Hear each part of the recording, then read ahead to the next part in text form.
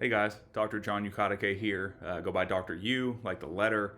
It's been a few years since my last YouTube video, so I just wanted to talk about my COMLEX 1 failure and also my COMLEX 2 and 3 failure. So failed all 3 board exams, still gonna graduate later this year as a board certified family medicine physician, and wanted to talk about some of the struggles and issues that I had and kind of hash over what should you do to not be like me as far as failing, and that it is possible to have some failures in your life and to continue on and be board certified.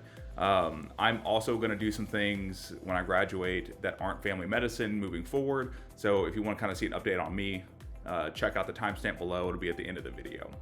So let's get started. So as many of you know, I failed COMLEX 1, second year of my medical school, and I ended up retaking it 3 to 4 weeks later, went up 100 plus points on it. I have a full video about that if you want to take a look at it down below. Unfortunately, didn't learn from my mistakes, ended up failing COMLEX 2 and COMLEX 3 during residency. Retook both of them within 4 to 5 weeks of failing the exam. Ended up going over 100, 150 points on each exam after retaking it. Overall, nothing changed about what I did to prepare for the second exam, except I just had a study schedule. I said, this is what I'm gonna do. This is how many questions I'm gonna do per day. I had people watching me to make sure that I was doing those things, and did practice exams just like I did for COMLEX 1. It was really easy to become complacent or at least comfortable in residency. It's to say, hey, you know, I'm doing ICU and I'm doing emergency medicine, all these things. We're taking care of critically ill patients. You feel very comfortable that you can treat all these things and keep people alive, etc. But that's not necessarily what COMLEX is testing, right? You can know how to do all those things, but when it comes down to it, it says, hey, what is the next best step? And the reality of that is we do 5, 6, 7, 8 steps at once. Right? So knowing the answer to those things aren't necessarily what you do in practice. And you know, you don't necessarily remember what is the most common bug or the third most common bug with this allergy, right? So some of the things that you do in practice just over time, or you might get on up to date super quick and look at it, you have to remember those things off the top of your head. And it's easy to forget that when you're studying for a test while also trying to go through residency, and it can sneak up on you. And it did for me. I'm someone who is a big believer that the test doesn't make who you are. It doesn't make me a better or worse doctor if I scored in the 99th percentile, which I did in surgery for some reason, or if you score, you know, just an average or below average test taker. The ability that you have to treat patients, to keep them alive, to impact their lives in a positive way, has nothing to do with this exam. I always want to stress that. And that's really the main point of this video is this sucks. Failing sucks. But you're also in a hyper-competitive field where everyone's really smart and everyone does well. So it feels bad if you have some failures when other people are succeeding and always doing well, but you don't know what goes on behind the scenes. And I'm here today just as a reminder to say, hey, I'm going to be board certified in family medicine in a couple of months. I'm going to graduate in June. You know, I finished medical school, everything on time. I failed 3 board exams. I failed all 3 of them. And I'm still an excellent physician who makes really smart and wise decisions and has a lot to learn and a lot of things to grow from. And I hope that by always putting out some information as a reminder to say, hey, people have struggles. You know, doctors aren't perfect. But at the end of the day, you're going to be okay. And you can get through it just one day at a time, and try and avoid some of the pitfalls that I had. And don't become complacent, or if you feel like you need more time, ask for it. Always reach out and ask for help, but always have a study plan and always actively learn. So as an addition to kind of what I just said, I was thinking about this thing that I saw on Instagram the other day, and it was a guy, he was telling a story, I guess it was a Chinese proverb or tale. And it said that this guy had a farm with a horse on it, and he only had one horse, and the horse ran away one day. And the villagers came and said, man, you know, I'm sorry about this bad news that you received about your horse running away. And his response was, well, I don't know if it's good news or bad news yet, but we'll just have to see. So the next day, the horse comes back, but it brought 2 more horses with it. So now there's 3 horses. And the villagers come in and say, hey, we're so happy to hear about your good fortune. He said, well, you know, I don't know if it's good or bad, but, you know, we'll see. So the next day, his son is trying to tame the 2 new horses, falls off the horse and breaks his back. And the villagers again come to him and say, I'm so sorry about this misfortune that you've had. And he said, well, I don't know if it's a misfortune or not, but, we'll see. The next day, the military comes in and says, hey, there's been a war, and we have to draft all healthy young men in the village to go fight. And everyone says, oh, wow, how lucky, what fortune you have that your son is injured right now and can't go fight in this war. And so the point of this story is that it can go on and on and on, and there's so many things that can happen, and maybe at the time it seems really bad for you. Man, I failed this test, and this is what misfortune I have, and how awful is this? But in reality, you don't know what's right around the corner this next day, right?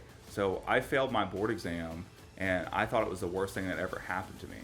And what ended up happening from it is that I boosted my score, obviously, right, to pass. But secondly, I got published, right? I got published in a journal writing about my struggles. I got interviewed by multiple news stations and have multiple articles online that you can read about how I struggled to get through this exam, right? I have a YouTube video that, it's got a few views on it, and I feel very happy about it. And overall, I get hundreds of emails every year from people who say, hey, I saw your video, I just wanted to say thanks. Or, hey, I saw your video and I'm really struggling. What would you do if you were me? I need help. Can you please be some positivity, some positive light for me in this time of darkness, right? So please remember that regardless of what happens, and if you found my video because you failed and because you feel terrible, it's okay. Feel bad, right? Feel bad. This sucks. Like it's an expensive and scary proposition, and all these things that can happen to you. It's like, oh my goodness, they're gonna kick me out. Blah blah blah. There's so many things. But remember, maybe this isn't bad news, right? Maybe it's not.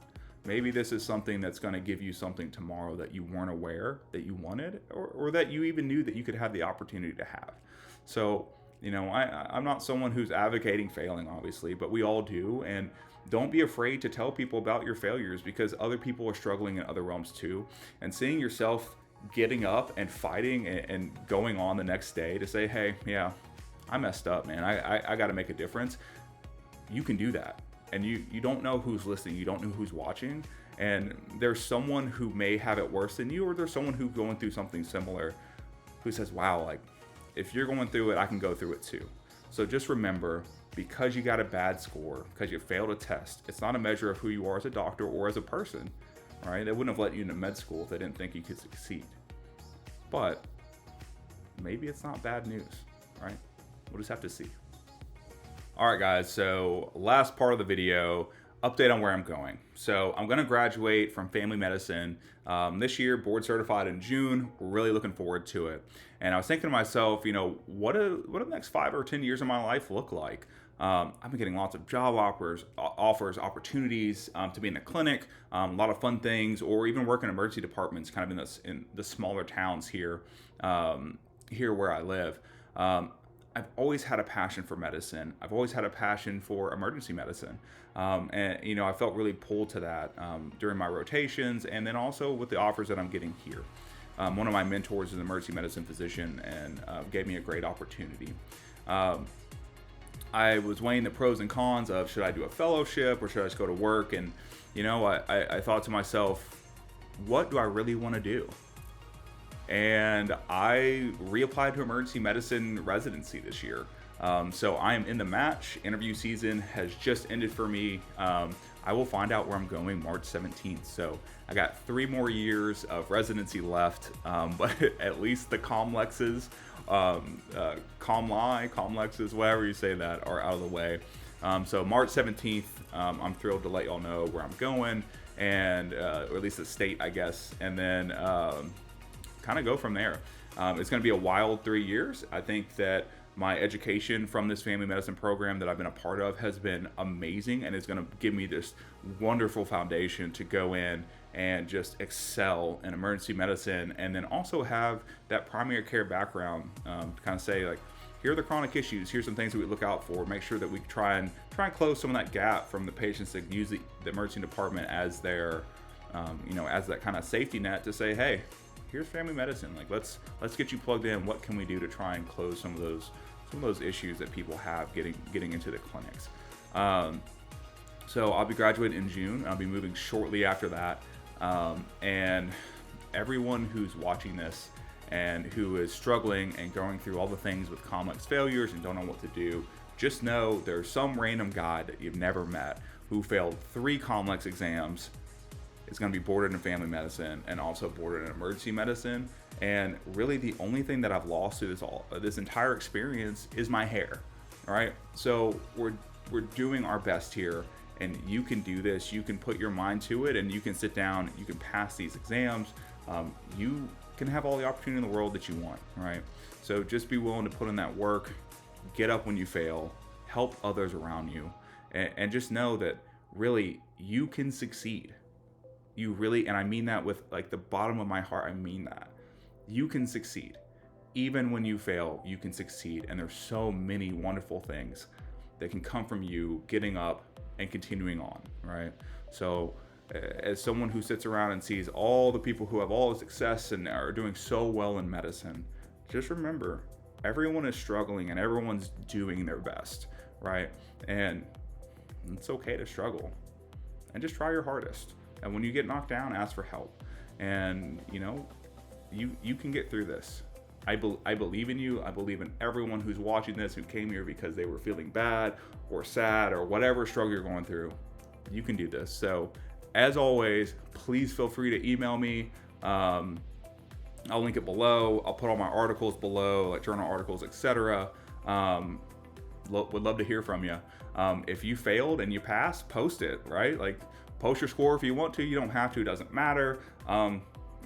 Give some positive comments and some good news down below if you want to. And until next time, guys, I'm thrilled to be here. And I'm really happy to keep doing this.